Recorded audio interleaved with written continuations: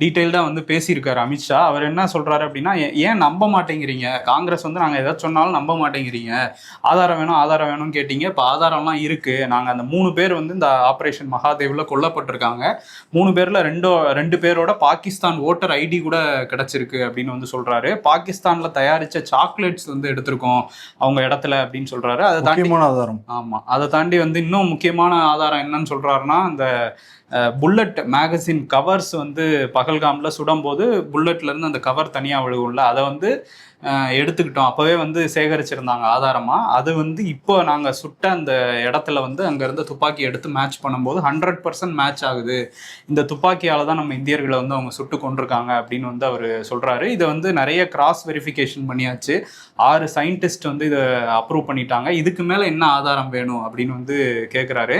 இதுலேருந்து நமக்கே நிறைய கேள்வி வருது. என்னன்னா, அது வந்து பார்டர் ஏரியாவும் இல்லை, உள்ள 200 கிலோமீட்டர் ஊடுருவி வந்து அவங்க தங்கி இருந்து ஒரு பிளான் போட்டு துப்பாக்கி எடுத்துட்டு வந்து அசால்ட்டாக இங்கே சுட்டிருக்காங்க, ஒரு பாதுகாப்பு அதிகாரி கூட இல்லை.